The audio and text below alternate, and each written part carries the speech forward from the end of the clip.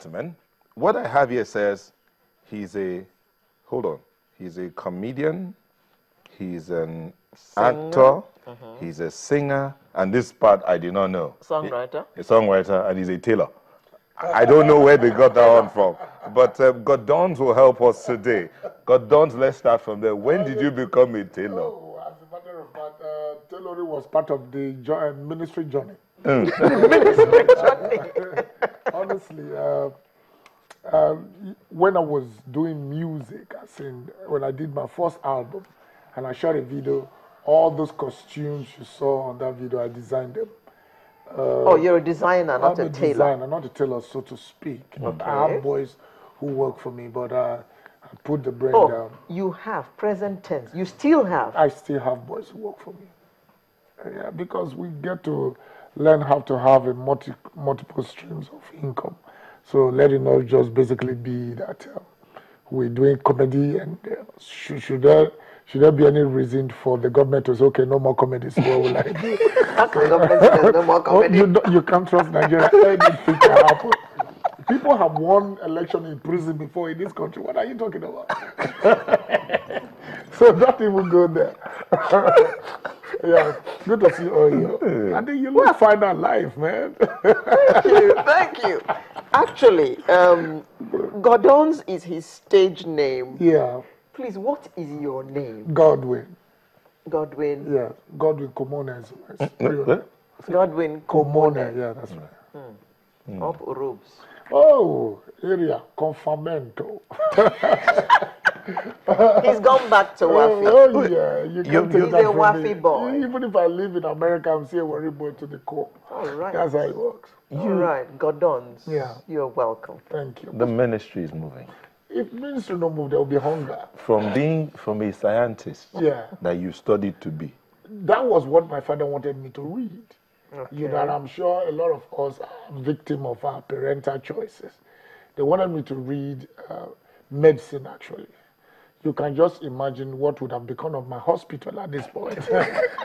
It would have killed more people than you people. But that was because my result was on point. And they felt, okay, as sharp as I was then, I see that I could do medicine. You know, so I enrolled into Uniben to read medicine. I couldn't cope, I came to pharmacy. I couldn't cope, I dropped down to geology. I almost reached industrial scout. It was by the mercies of God that I could get to integrated science, and I even dropped out of the school because I carried the whole school over. So I dropped out, and I went to Delta State University, where I finally got a degree in integrated science. It was miraculous, you know, because I wasn't wired to do sciences, but my parents, as at that time, if you're not a doctor, you're not a human being. You know, so they wanted me to be a doctor. It wasn't going to be bad, but I'm still doing the doctor work now. It's just that I'm doing it the funny way. Okay, You know, that's why I do comedy clinic. That's Now, Godons, what do your parents feel about what you're doing now? My parents, they don't even have feelings anymore. They don't have feelings. With the money coming in, no, they don't feel nothing. You know what they will say now, is there a way I can add something to this comedy now that also look like comedy? I said, no, this is what I can do. So don't you go and act like Baba Salah or something. I said, no, I'm a stand-up. And that's what I want to do.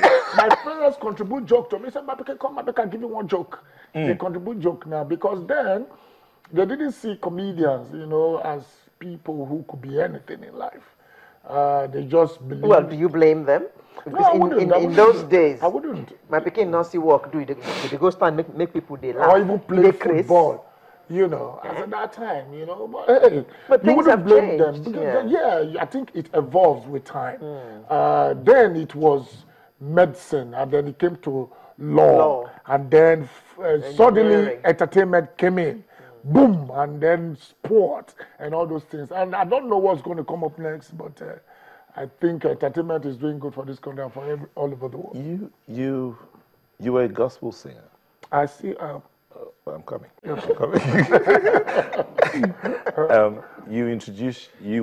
I've known you Yeah. as a minister of the gospel. Oh, yeah. Then I see you in comedy. Yeah. And there are those who believe it's really difficult combining your ministry, which you said you have not dropped, that you're still a minister of the gospel. Oh, man of God. Combining your ministry Why do you find it funny? as a man of God and comedy. You know, sometimes the way pastors put it, I like it. I'm a man of God. It comes with so much vibration.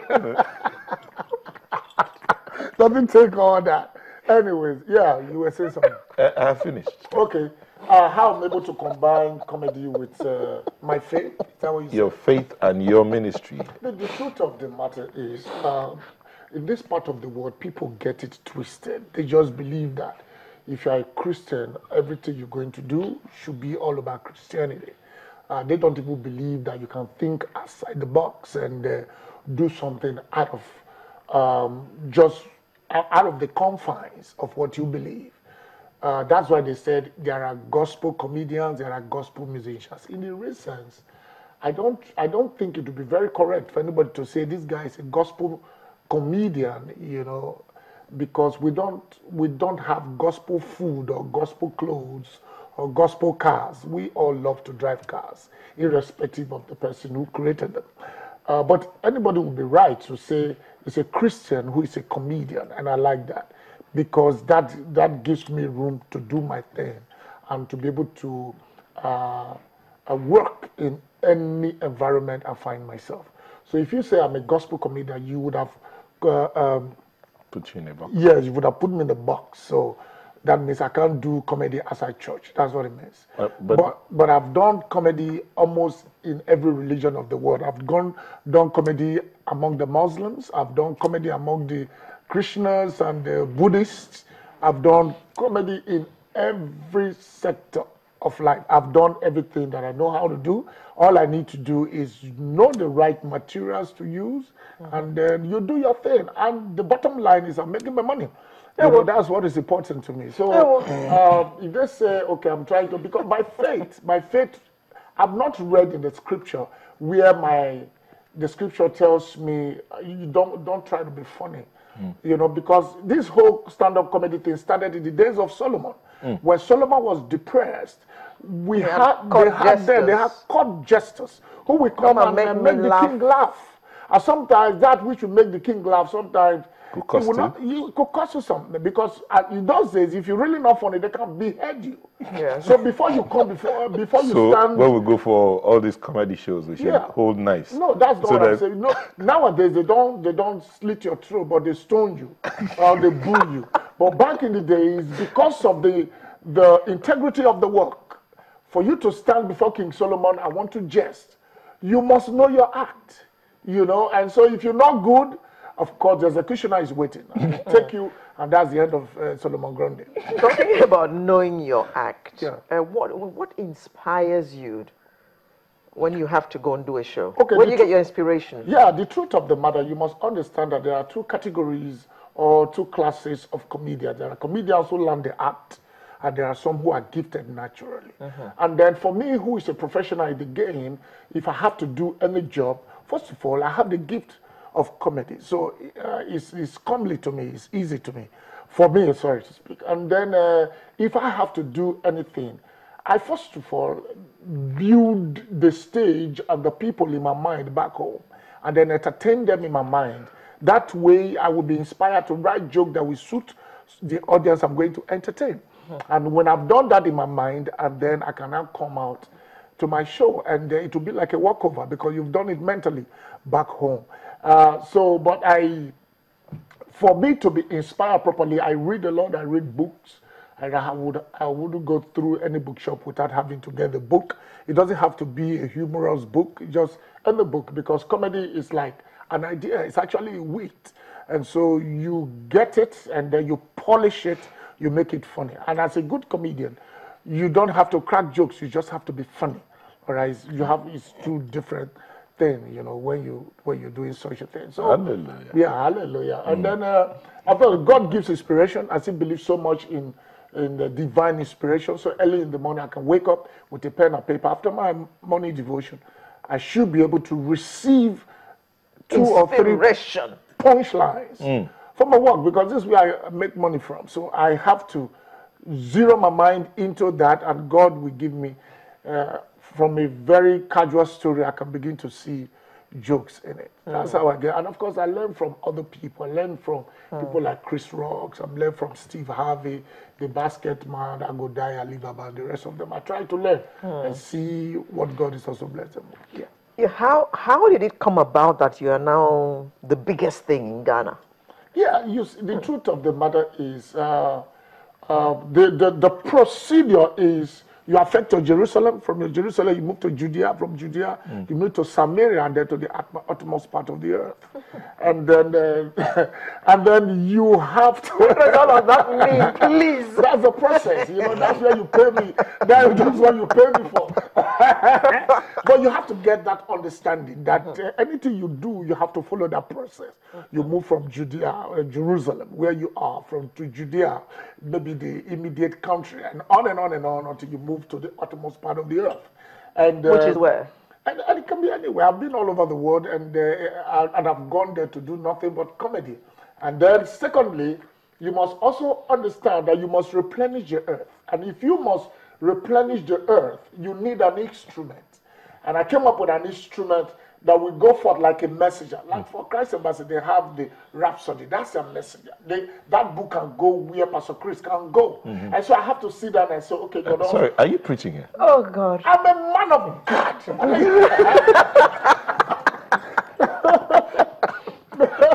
So that's just how it works. So I have to sit down and open my spirit to God to inseminate me, to know exactly what I need to send to the world without being there. They're going to play one of your clips. Okay. Okay, that's cool. Get arthritis. Now, Mitaba, don't be joke. Very soon, you don't see, oh God. You don't see one rich man just go carry iron. Say, I won't get muzzle. What rubbish. Poor men won't impress. Go carry muzzle. Guests are not enticed by 6-pack. Have your money and 1-pack. You are all right. I have made up my mind. I'm going to get belly for this life. That devil is a liar. I'm telling you. The ladies, they fix up because they want somebody to appreciate them so that the person can spend some level of money. Hello? That's how the way it works. So all this one at the form say, I want him very masculine. I lie. That's not DP. Original. Does he have money? All these guys when they do wrongs, if you tell us, say, I have a guy in town, he get no. They don't just when they get muzzle. They are not after your muzzle. They are after your money. Oh God, feel free. Drink kukume. May your belly continue your face. Kukume. Kukume. Now,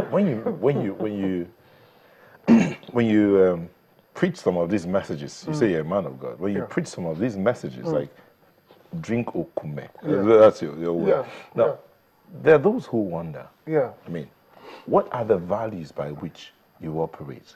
Okay. What's your value system? Okay, basically, when I came into the industry, I met a lot of funny things. Like they have to dress funny, you know, in order to go on stage, and they have to bear funny names. That's where you have the basket man, the Agodai, Ago Save, Mr. this and Mr. that. So when I came into the industry, I felt I should be able to carve a niche for myself, something that people can relate to. And I came with psycho comedy, and it's a kind of comedy that can educate you and then you learn something from.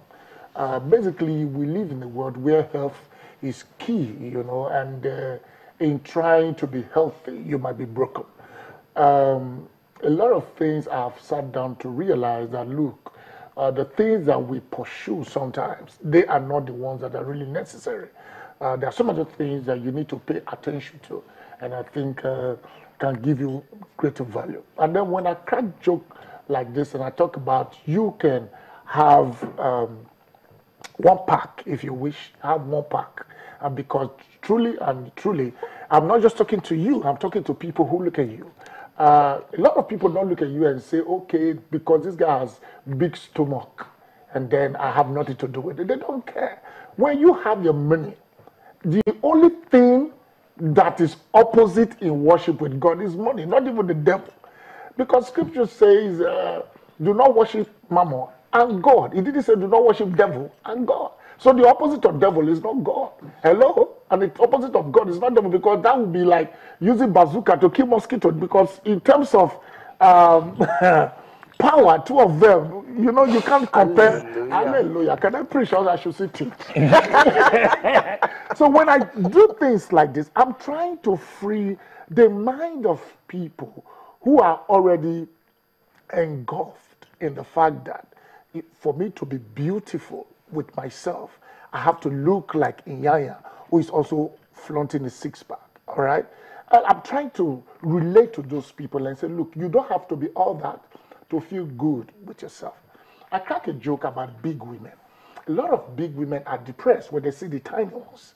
But what they don't know is God created everything, all things bright and beautiful, creatures great and small, the Lord God made them all. For me, Godons, I have never laid on top of a slim woman before. I don't know how it feels. And I wouldn't want to dare, because that's not my calling. It's not my flavor. Hello. And so if God created the big woman, it's because he knows that people like us would appreciate flesh. I don't know if you understand what I'm saying. But for some of the guys... That means your wife is a big woman. Oh, Jesus Christ of Nazareth. I married that woman for security reasons. Oh, my God. Oh, my God. You can't fight me and not be beaten by us. When I mean by us, you should understand. Only my wife, they counted her 10 times during census. That's to tell you, I'm ready. And that's but I don't sleep in the same bed to avoid suffocation. You know what I have to behave myself. I know your wife is watching this, because you said you're going to call her when you came here. People sent her a text that she should watch, because my wife is, she's talk about me, oh, this is where we've won, and some of that is that you buy, this is where they come from. So she doesn't bother herself about that. So what am I trying to say? There are people who are just depressed for nothing. Just because they feel some other person is doing well in area, maybe because the area of health or yeah. We're out of time. So in 30 seconds, a message to Nigerians on the elections and Valentine's Day. Well, I'm not a politician. The truth of the matter is March 28th is the time to vote. Go get your PVC and vote. Don't vote because the man is your brother or you think he can do better. Don't vote because the man is your brother, but vote because you think this man can do better and this man can connect to what you believe in this country. And that's just my simple message for anyone who cares to listen, because we live in a very terrible time in our country, and I think we should vote and vote right. For Valentine, well, it's just a sad thing that Valentine has been abused, because Valentinus, who was a martyr, didn't do this. He didn't go about committing immorality just because he wanted to show love. It's rather sad that people look at Valentine from the erotic side only. And I think there's the agape, there is the one of the... Godons, we have to go. Oh, God. Next time, give me 1 hour. Okay. This is there to talk. You want to go? Oh, okay, let me buy. I want to buy 30 minutes. You want to buy 30 minutes? No way. Another day you buy 30. Well, we've had Godwin Komone, popularly known as Godon, here in the studio with us, and the ministry is moving. But the ministry is moving. It's almost at the permanent side. But the ministry of Sunrise... We are in camp. Okay, we're in camp. The ministry of Sunrise comes to an end today. Has moved. No, it has moved. It didn't end. It just moved. Okay. Thank you so much. Thank you for